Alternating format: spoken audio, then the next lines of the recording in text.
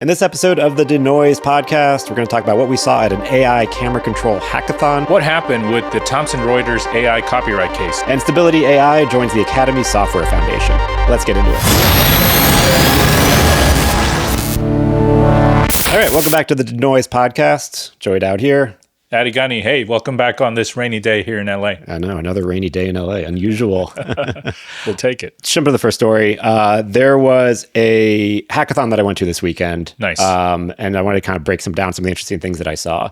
So the hackathon, it was put on by Fabric, same group that puts on AI on the Lot. And they've done some other hackathons before, and they work with a lot, kind of similar to what we're doing, that intersection of AI, new tech, and creative industries. Yeah, and shout out to Todd Teresa's, our mutual friend, and he's such a strong advocate for AI, especially in LA. And, puts on such a lot of great events. Yeah, and there's a lot of effort that goes into putting these things on. Yeah, and these things are wild. And so I've been to one in the past that was a 12 Labs hackathon, which we kind of mentioned as a joke last time, but or one of the previous episodes, but not 11 Labs, 12 Labs, which does AI video analysis. Yeah. But this one was a hackathon around creative control with AI, which is something that has always been the biggest frustrating sticking point with AI. It gives you stuff, it gives you sometimes cool stuff, but it lacks a lot of the control. You can't have cinematography. Yeah, it's an output. As Rob Legato, who was one of the judges of this thing, he says it's an output. It's not my output. It's not my creative vision. It's someone's creative, or it's something's creative vision. Let's back up. You said Rob Legato, as in the Rob Legato, Academy Award-winning VFX. Right. So Rob Legato, he created the parameters of this challenge, and he was one of the judges for this challenge. So Rob Legato was the VFX supervisor on Titanic. He helped develop the original virtual production. We're talking about virtual cameras in a virtual environment for Avatar. Did the virtual camera work for Lion King. Groundbreaking. Yeah. Every one of them. Someone who's been around the industry for a long time and seen all of these huge changes in VFX. Exactly. And Rob is no stranger to having new tools on his hands. Right? And he has for a while talked about AI being just another tool that's in our kit, and we just got to learn how to use it. I just want to take a step back and just really do an LA appreciation minute. Only in LA would you have Rob Legato doing an AI hackathon. That's specifically for cinematography and film. Yeah. I feel like this is probably the only spot you can pull this off. Aren't you glad he moved out here? I know. I'm glad I'm back. There's fun stuff like that. Yeah, I actually interviewed Rob last year at the Views Virtually Everything Summit after he gave his talk. And similar concept of, AI as a tool, but this was cool to kind of see stuff in action based on like what he's saying he wants and seeing what people come up with. That's incredible. And these events are cool too, because it attracts a good handful of like tech oriented filmmakers, but also just a lot of people who are, I say this endearingly, like tech nerds. And like who me, don't know, like you. But no, like computer nerds who don't know anything about filmmaking, but are wizards at the computer and like at getting technical things to work. And so it's really interesting to see how they approach these challenges. Right. There was a script that Rob created that was sort of, they didn't have to reproduce the script. It was sort of just like a foundation, an area to play in these three challenges.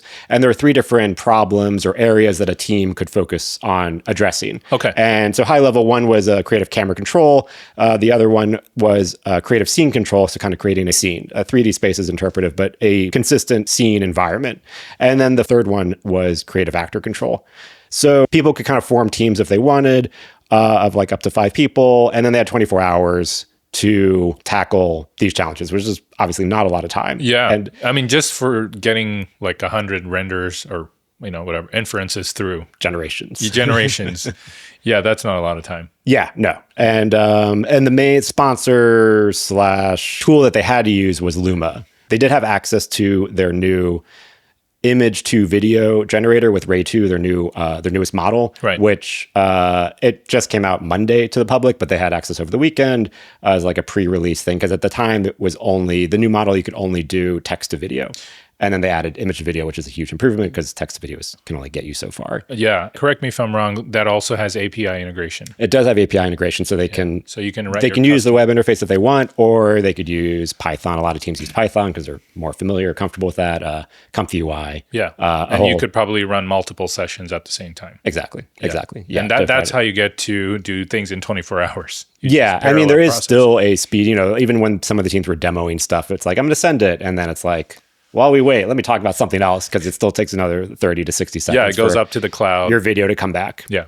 So every team was required to use Luma, and then they had access to using additional tools. A lot of that we've talked about before. 11 Labs, which is text-to-speech generator, ModTech Labs, which has a variety of tools for virtual production. But they also do, which I wasn't aware of, they could do a depth map of an image to kind of help create a 3D or a 2.5D kind of space. I don't know what Tim calls it.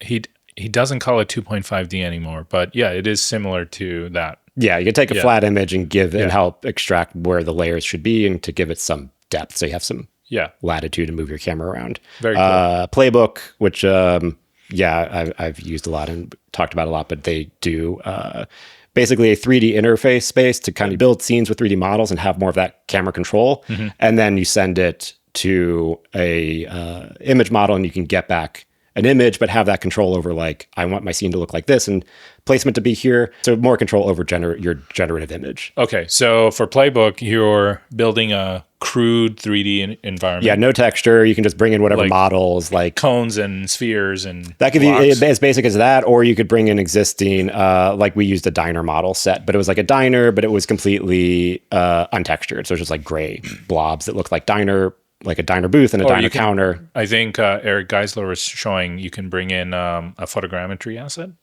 Maybe as long as it's one of the 3D model types that they'll import. Yeah, I think you can import any 3D model file. Okay, so from that point, and then you have kind of a locked off camera. So it's a 3D space and it's a 3D movable camera, so you can move the 3D camera. Hey, it's like a very crude version of Blender. They do have a Blender plugin, which they've also said like it's probably if you're more inclined with 3D tools, probably the better way to use it. That sounds way more native. Yeah, so let's say you could build a Blender scene that's just shapes and of gray shapes, no environment, no texture. So then that goes into their model and generates a new 2D image.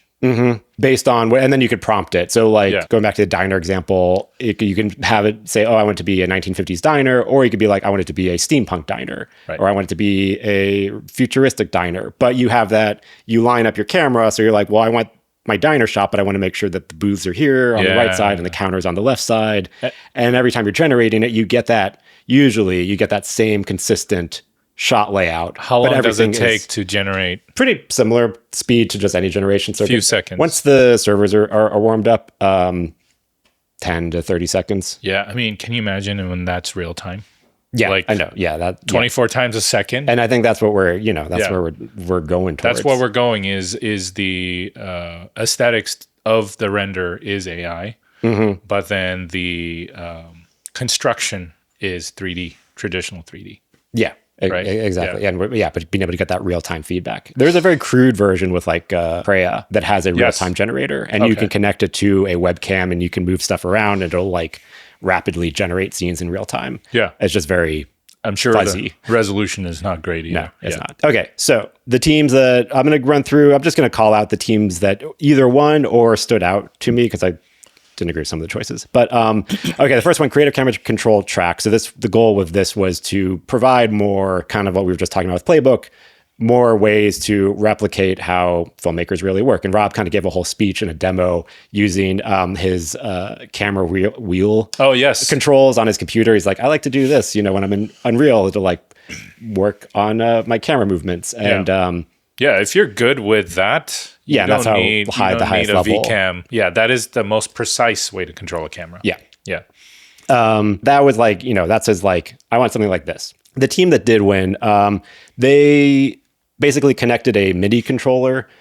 So, like a little bunch of buttons, a little USB board with like a bunch of buttons and knobs, and programmed some of the knobs and stuff to basically, I believe it was like running a Python script to adjust to prompt, but to like have adjustments in camera movements. So like one pad would be a pan, one pan would be a tilt. Or I think if you turned a wheel, it'd be like pan +3, this way, +5 or something like That's that. Neat. And, I like that. And Luma Labs does have camera control kind of prompts and stuff and understands some camera control movements. It's all in the method in which you prompt it. There's a certain language. If you're on their web platform, it'll pop up if you start saying camera, and then it'll pop up with the specific word to use, like camera, orbit left, orbit right. Right. I assume if you're going through the API, as long as you use the specific word, it'll understand it. The camera wheels It feels like Etch-a-Sketch a little bit. Yeah. Have you ever tried to use it? A long time ago. Yeah. It's difficult for somebody that's it's not intuitive. Yeah. I mean, it takes a while. Yeah. And if you're listening or are not familiar, I mean, it is using two wheels. It's a tripod with two wheels, one on the left side, one behind, and one adjusts the tilt, one adjusts the pan. And it's not the most intuitive, but it is extremely precise because you can also adjust how much speed or movement happens with each revolution of the wheel. So if you want to have like very slow, subtle details, you can like adjust that. If you want very fast movements where like one spin is like it rotates a bunch of degrees. Yeah. So that's the highest level camera operators. That's how they're operating. Yeah. Do you know who Matt Workman is? Oh yeah. With a digital, virtual database, digital database. So he does a lot of cool Unreal development work. And one of his videos, I saw that he took one of those things that has like a USB input into a computer. Yeah. And he did a whole plugin in Unreal. I saw some of his videos about that. That's pretty cool. That's cool. Yeah. It was a team bold control. It's I don't have everyone's name, so I'm just going to go by team names because that's what was in my notes. But we'll link out to, if they post the winners, we'll link out to the final sheet with everyone's name. So they won with their MIDI controller. So it was cool and innovative. But I felt like it didn't go super far beyond like something you could just kind of prompt yourself because it's not real time. I think they definitely took the challenge of like adding a different way to interact and interface with it. But those are the micro innovations that lead to something big. For sure, yeah. It's big shift in how we work. Right. All ideas are welcome at this point, right? But the one that came in runner-up in that category, I thought was really impressive in sort of all the bits and pieces they put together. So their team was Team CBB. And first off, they kind of built, this was all 24 hours. So they built sort of like a full web interface, like a user-friendly interface. And you could give it the script, and then it would analyze the script and do location breakdowns of like kind of figuring out what the locations were in the script. And then it would generate like a mood board, concept board of like different ideas based on the script and the script descriptions of the scenes. Yeah. It would make images, and then you can kind of pick the images, and then it would up-res them. You could do some in-painting to like modify some of the images. It would turn it into a 360 panorama. It used stability relight to like modify the scene. And then they ran it through Mod Labs, which would make a depth map.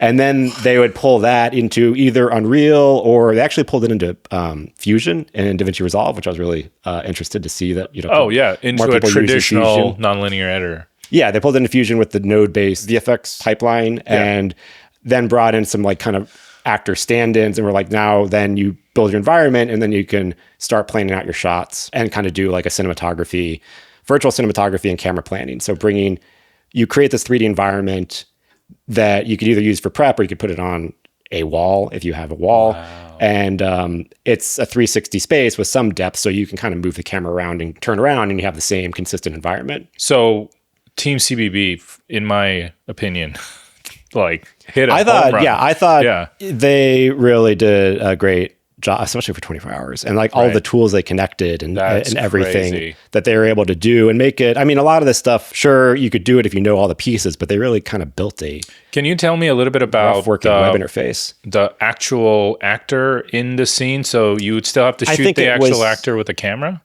You could. I think their use case was still more of like, this is a prep planning tool. Okay. So the actor demos they showed were like silhouette kind of cutouts, or I think some like their tool might have also generated, based on the script, like some rough character outputs based on the character descriptions in the script. Okay. I don't remember exactly, but I remember in the demo video they made, it was the environment they created, and then they had the actor in it, and then you could move your virtual camera around to like virtually shot plan in your new generated 3D space. And the actor was a separate asset from the background? It was separate, yeah. So, I mean, I think this is encroaching into the LED volume ICVFX territory, right? Yeah, so how do you see this? I mean, their stuff was definitely in the like, this is for prep. I think they mentioned... But if it's good enough... like you could load it on a wall. Yeah, if it's good enough, you could just go final with it. Yeah. Yeah. And the fact that this plugs into something that a normal editor or a normal VFX artist would understand, like Fusion or Resolve. Yeah, or like, Unreal. Yeah, that's the cool part. Is like it's not just this new thing. It kind of plugs into things you already know. Your existing pipeline. Yeah, right. You could use it as their web platform to start building your environment. Someone who's non-technical can build the environments. This is what I want, and then it goes into the pipeline to. How was the quality of the stuff they were generating? I mean, good like for previs. Definitely good for previs. And like all of these things, it depends what kind of shots you need. Yeah. So sure, if you're trying to do a couple inserts or close-up shots and you need like a environment for the background.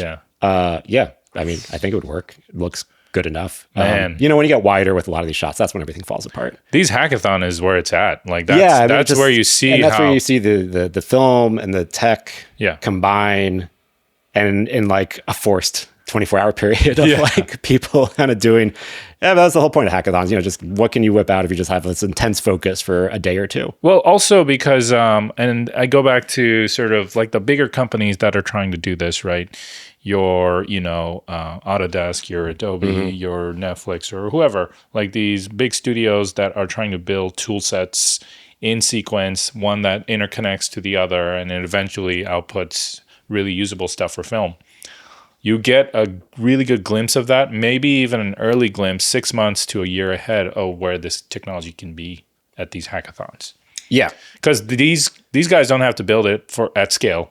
They'll just build it for 24 hours for this thing and it's gone. Yeah, these are all proof of concepts. Yeah. And I mean, some of them might keep developing these, but... Exactly. But there's IP there. Yeah, I mean, the stuff they've done is really impressive, even for... I think it's also a good indicator, too, of... we haven't really talked about it much, but all of the no-code or AI kind of coding tools like Bolt and Cursor and some of the other ones where you can kind of build apps just with AI. Yes, there's a lot of that. And websites and all sorts of stuff that's just you can kind of just generate. I don't know if they use them, but I would imagine because like a few of these teams had like full-fledged like landing pages and like some teams were just like, we built a kind of a working prototype, but like our demo we're running in Python. In code, and we're just, it was not user friendly, but it was like, you didn't have to be for this. But some of these other teams, it's like, we built a whole like SaaS platform to, you can make an account and you can upload your script and you can, it's a very user friendly interface. AWS account set up with their own thing running. I mean, I sort of pictured this as like a high school championship game where the college agents and scouts are just sitting in the bleachers looking at like, which high school athletes to pick up. I mean, that's exactly what this is. You see, and it's not just the talent, but also the ideas and the IP here. And I would imagine, I mean, if I was part of a big studio that's trying to innovate and build an entire pipeline, this would be the place to go for just unique ideas. I agree. I mean, these are the people that kind of know how these things work and know how to connect them. The dots. Yeah, exactly, which is a big part of this. Wow. Yeah. Amazing. So they were second place runner up, but I thought what they built was really impressive. Okay, for the second challenge, if a team, and remember this was the teams would pick what they wanted to focus on, so it wasn't like everyone was competing in everything. Creative scene control track.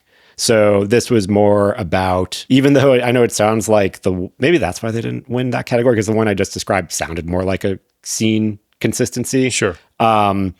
And some of the teams admitted, they're like, just because camera control and scene control kind of are two different things. Well, but sometimes they kind of, based on what they're trying to build, they kind of hit both things, because it's like, if you're building camera control, you kind of need a scene to operate the camera in.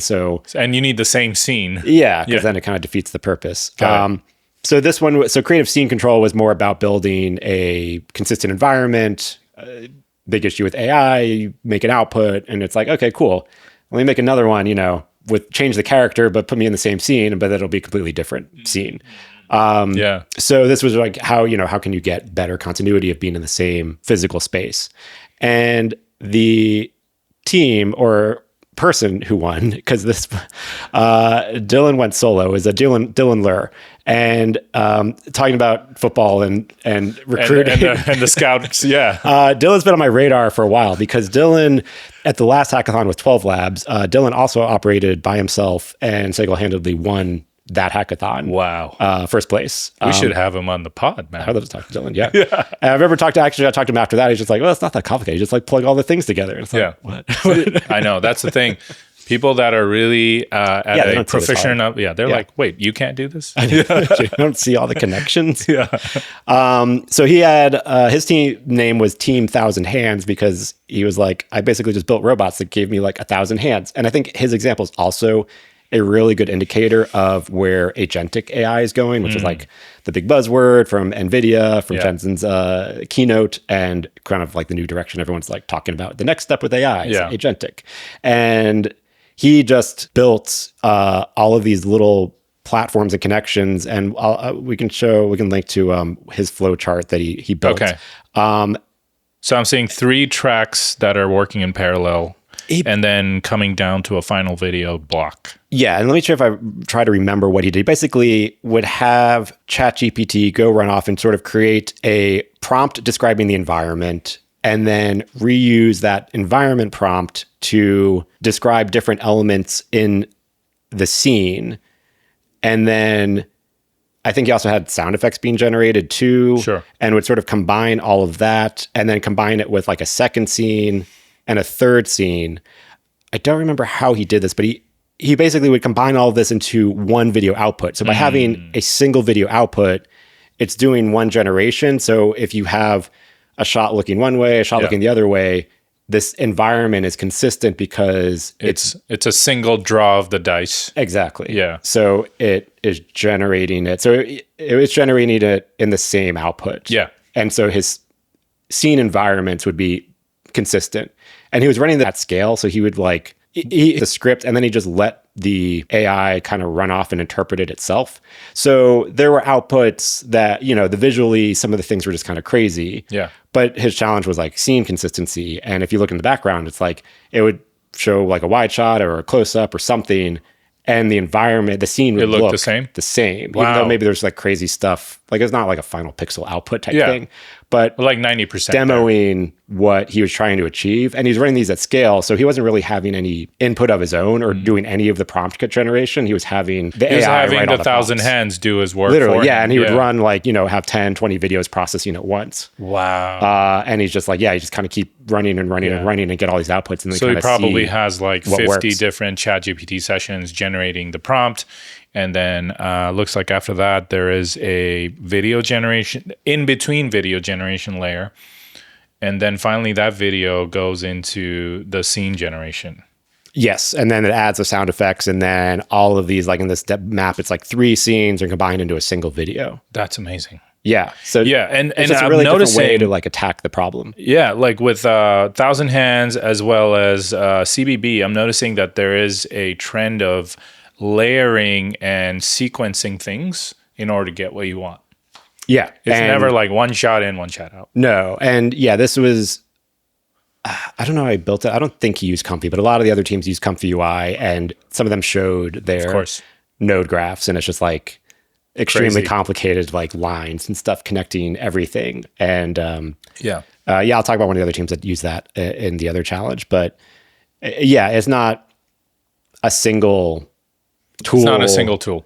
It's connecting a bunch of things together. I mean, that is what a hackathon is, but just stepping back and looking at how they're approaching the problem, it's a classical way to approach any engineering problems is to break it down into subcomponents until it gets more and more granular, and then you can actually solve for that individual thing.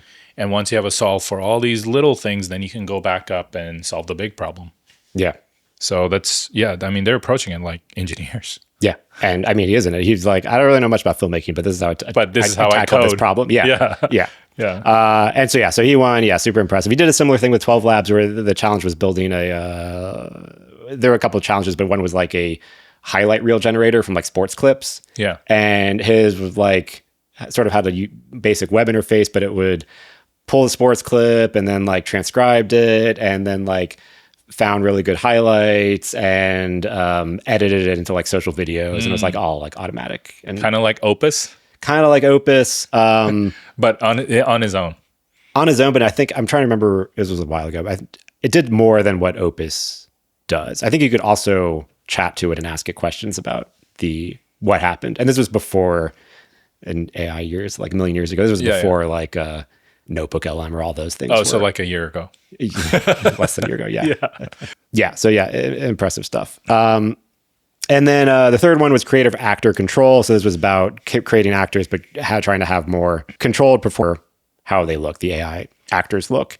And so the team that did win, I think their name was Team Builders. It might have been something else, and the name got mixed up in the transcripts. They took an interesting approach. So they use LoRas. Yeah. Do you want to explain? Yeah, LoRa, I believe, stands for lower order ranking adaptation. So you can take a existing model and then pre-train it enough using a LoRa, so it will you're kind of taking this thing that is shapeless and giving it enough of a shape to get the output that you want. And so like use cases would be like if I gave it like 20 images of myself, I could make a LoRa about a Joey LoRa. It'll be like so the main engine would still be something like Flux, but that Flux with the Joey LoRa would only generate Joeys. Yeah. So it's a good way to train to like if you want a specific output of a person or a product or a few people. Yeah. So the challenge with LoRas is with people is if you're trying to get different expressions, it tends to sort of just replicate whatever the training images were. Right. So I think if I'm understanding this right, what they did was they went around to different people and were like, act shocked. And they took a bunch of pictures of people at the challenge that day with different facial expressions. Yeah. And then they trained LoRas not on a same person, but on the same expression. Oh, that's a very cool approach. And then when they're like, oh, we wanted to have this, we want to modify this AI generated character based on the script and, what this description was, but we want to have them, have a shocked reaction. Yeah. They ran the shocked LoRa and got way better outputs. Of expressiveness from these AI generations. This approach is not new. It's actually from the 60s. During the sort of figuring out what all of our faces do, there was a thing called the facial action coding system, FACS or FACS. Okay. And I think there's about 200 different shapes our faces can make. And so the scientists in the 60s went around, surveyed like 1,000 people, had them do shocked, do laugh. I think I've probably seen these. Yeah, like wink your eye, wink your left eye. Yeah. And in facial capture, even 15 years ago, I remember that was the basis of how all of the facial capture systems were built on. Mm-hmm. So when a computer vision model was built to detect a wink, it would go back to the facts of what a wink is for 1,000 people and the average of that. And so I feel like FACS is back all over again in, consistent character control. The other thing I think a couple of the teams may or may not have used that's actually quite a powerful tool is OpenPose and PoseNet. These are comfy. These are comfy little blocks, and they help train the LoRa. Oh, so a LoRa could be trained on a depth map. It could be trained on poses. It could be trained on a bunch of different things. Like you can give it a gradient if you want. How would you use that? Like if you were training it on a pose, or I understand a pose, but like a gradient. So I don't know. Want gradient outputs or something like you want something So a LoRa is essentially a mini trained model that's having a big influence on the major model. Right. So you can give it things to kind of train it. And here, PoseNet would be how you would get the character sheets. I'm sure you've seen like characters in a T-pose, characters. Yes. Yeah. And that's actually my honorable mention one. But yeah. So with OpenPose, you can have a face do a wink or a smile, and you just have the outline of the lips. Like more of that. You have an outline of the eyebrow, and then feed that into the LoRa. And then you would get emotions. But this approach of training specific emotions takes me back to FACS, which is like early days of facial capture. Yeah. Full circle. Full circle. Yeah. So they won the character control, and I thought that was and the outputs that they demonstrated were like impressive of just like being able to, take the AI generated image, but then give it that actual like more human reaction and based on actual human reactions. Were you impressed? Yeah, I was impressed with this one. That's cool. It was cool.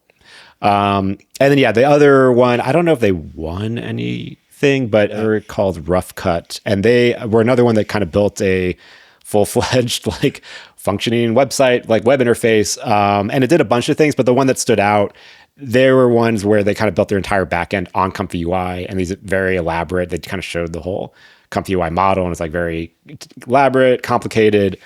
But they built the easy to use web interface where you can just give it an image of your character. Yeah. I think part of their process was it could also generate the image Yeah. of the character.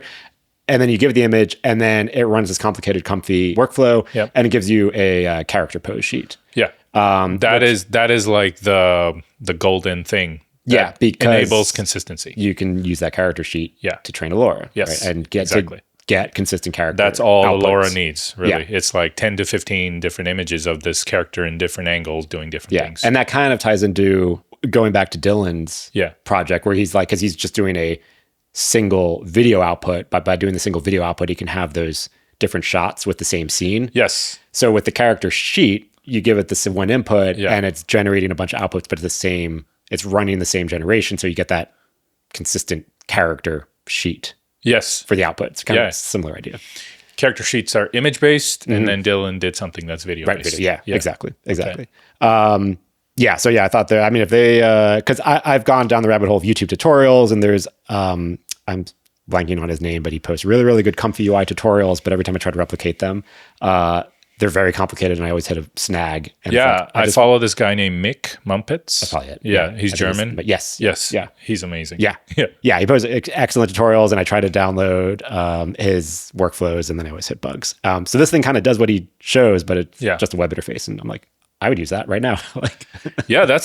Going back to just everything happening on YouTube and this hackathon, like this is where the big enterprise tools will end up in 6 months to a year.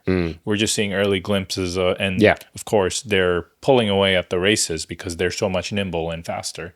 Yeah, I mean, they can, it's hard for a company to they don't have to worry about internet security 24 hours, or legal contracts and things like that. They could just go for it. Overall, it was really fun to see what these teams did. And it's a hackathon, it's 24 hours, really impressive what they built. But like all these things, it's like not just what they built now, but like what they can do now, but like where it's going to be 6 months from now. Yeah, the next hackathon, when that comes around, give me a shout, man. I want to be there. Come over. Okay.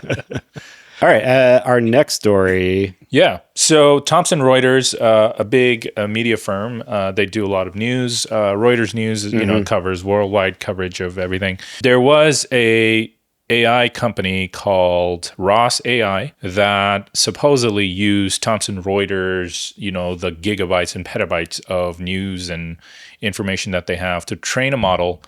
And then ROS AI was essentially spitting out different versions of what Thomson Reuters spits out, like a version of the news, if you will. Yeah. I think it was just trained. I think it was focused on their like legal coverage. Coverage, yes. Or their law vision. Thomson Reuters obviously took offense, went to court, and filed that, this is not fair use of our property, and that Ross should not have the use to use any of Thomson Reuters data. And the judge ruled in favor. And the judge said that this is indeed not fair use of Thomson Reuters data. Yeah. So this is not in our industry. This is obviously in the news. Yeah, the law journal or the law. Yeah. The legal. The legal side of things. But it has. Here's the thing about. This is one of the first AI. This is one of the first AI decisions, right, from a company suing another company over using their data. Yeah, and that's why you and I covered the Oscars AI ruling, and that's why we're going to cover lawsuits and the results of it. Yeah, because this is a big factor of these companies holding off on going all in on AI, because it's like, well, look at that. Are we going to be, is it protected? Are we cool? Is it copyrightable? Are we violating copyright? Yeah.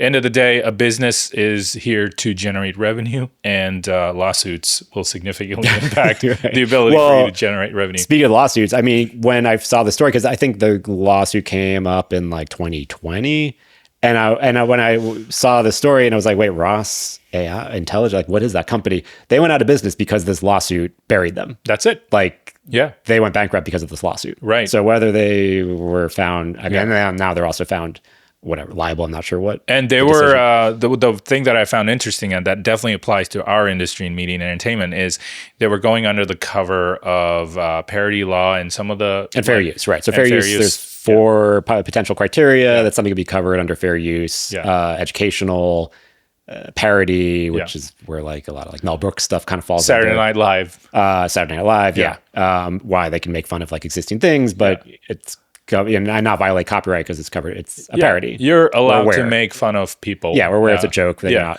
not trying to represent them like in a I don't know, quote, legitimate way. Yeah, you're not replicating them. You're parodying them.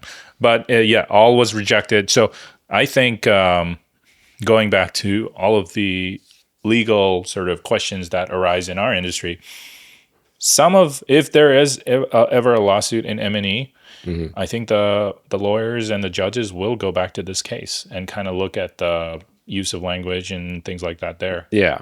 There are 2 things about this, or I think 2 maybe kind of separate things that were part of the case and I thought were interesting because part of it is they trained on Thomson Reuters data. And was the training part a violation of copyright? That seems a little fuzzy because the other part is the output. The inference. Right. And I think of one of the articles, there was a quote from the judge's decision in this article, and it says, the decision says, quote, "It's undisputed that Ross's AI is not generative AI because the program does not, quote, generate new text in response to a question, but rather regurgitates verbatim quotations from published judicial opinions." Yeah, so it seems like an alphabet soup and not a neural network, right? Yeah, it seemed like it was a glorified search engine. And that kind of tracks because 2020 was still not when generative AI really took off. Was that even with GPT 3.5 even out, or was it still like 3?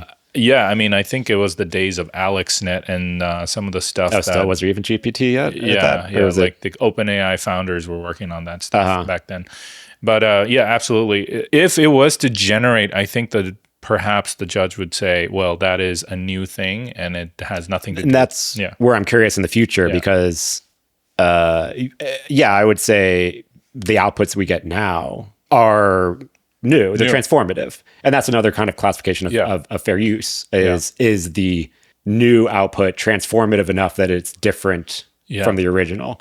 Maybe I'll just clarify. This is not legal guidance, or we're not lawyers so in case you haven't noticed. Don't take anything we say as a legal opinion. But having worked in a lot of documentary space, which uses fair use a lot for editing videos and stuff, is it transformative enough? Are you explaining something enough, using just enough to sort of explain and make your point based on what someone else said, and not overusing the source material of someone else's copyright? Absolutely. A little bit different from generative AI, but I feel like the outputs today it's something new and different. Yeah, even if if it's an image to image and you give it, let's say an image of a beach, like a photo that you took, it's not going to generate that exact same thing.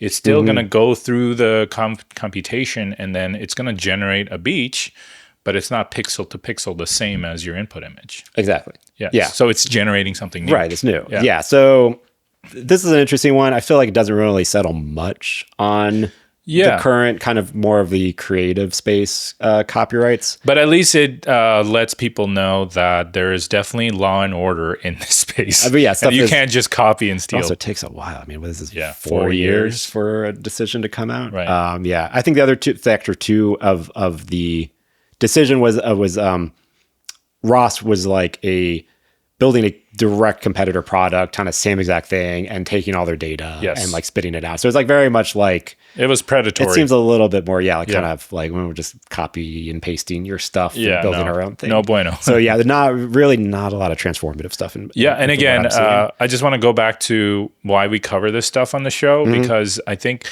the ultimate deployment and use of AI in film and TV is going to be these little steps where we see the ethical stuff progress and get worked out, however it works itself out. Yeah.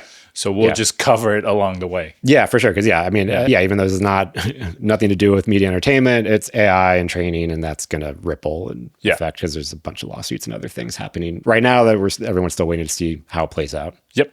Yeah, absolutely.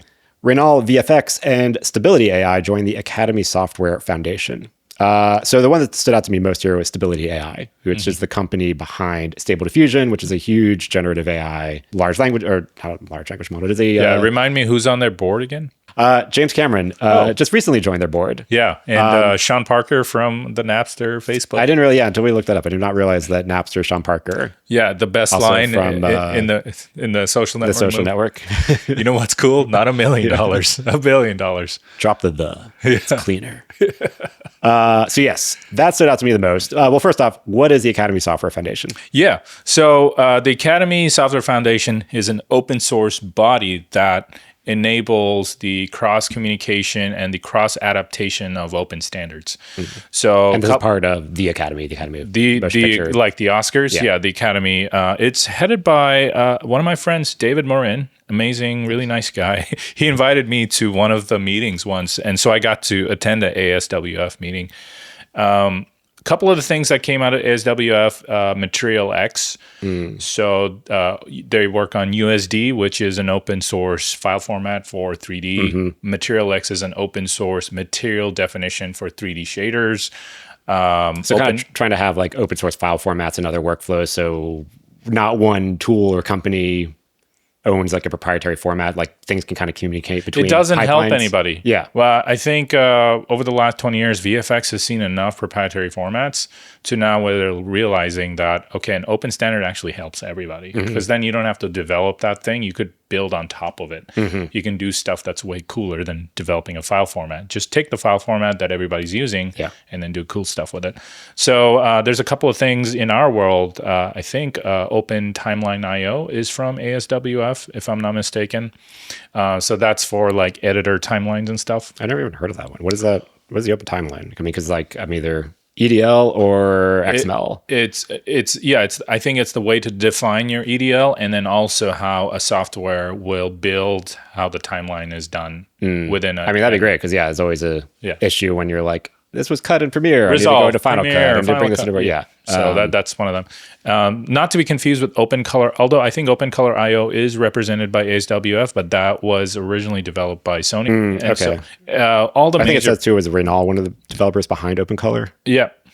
So it's interesting that Stability AI joined such an industry-wide body because that just means AI is coming full force into mainstream digital content creation. Stability AI is seeking to integrate its generative AI models into existing production pipelines. Right. Yeah, I mean, this is a big indicator of like where it's AI headed. And generative AI is in the Hollywood industry. Yeah, and it's a good move on their part, right? Not making Stability AI a proprietary thing. No, and they've always been one of the kind of open models like Stable Diffusion XL. It's always been open, available to use. And they have products that are not just image. They also have 3D products and I think sound products as well. That relighting one that we mentioned in one of the teams used, which I wasn't familiar that they had a relighting model or a way to relight scenes. I mean, they've been building a lot of different tools. So interesting to see them here. And I believe they're the first full AI company.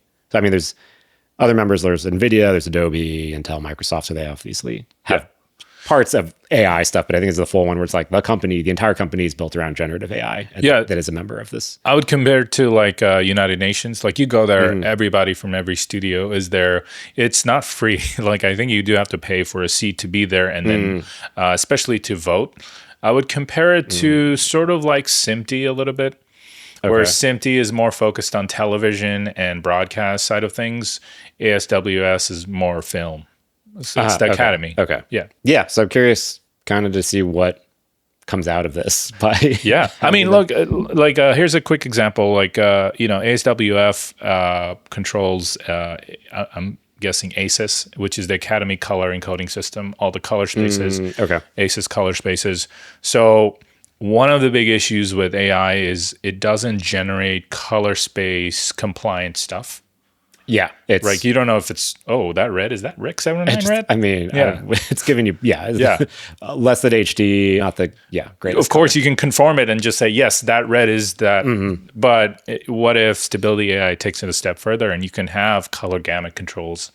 I'm just giving an example. Yeah. I mean, that goes into the whole hackathon kind of idea too, of just like more control over, I mean, more camera precision control and all those other things are like top of radar topics, but color pipeline and consistency is equally important when we're getting into high level. Absolutely. And then a lot of the AI generation is still 8-bit, you know, and we're in a 10-bit world moving to a 12-bit world. Like, where is that at? Yeah, so for sure. There it is. Super important. Yeah. Well, cool. I think that's a good stopping point. There's a good, a lot of good topics today. Yeah. You know what I realized, Joey, is there's so much going on that we can't cover it in an episode in a few days. There's a lot. So I really encourage you guys to join and give both episodes a listen per week. So yeah, I mean, so we're aiming to have a consistent schedule. So that's going to be every Tuesday and Friday morning. You can check out whatever your favorite podcast app is of choice and subscribe to the Denoised podcast. And we're still in an early stage, so every like, follow, and every thumbs up is still highly appreciated. Thank you. And show notes and everything else we talked about, you can get at denoisedpodcast.com. All right. Thanks a lot, everyone. We'll catch you in the next episode.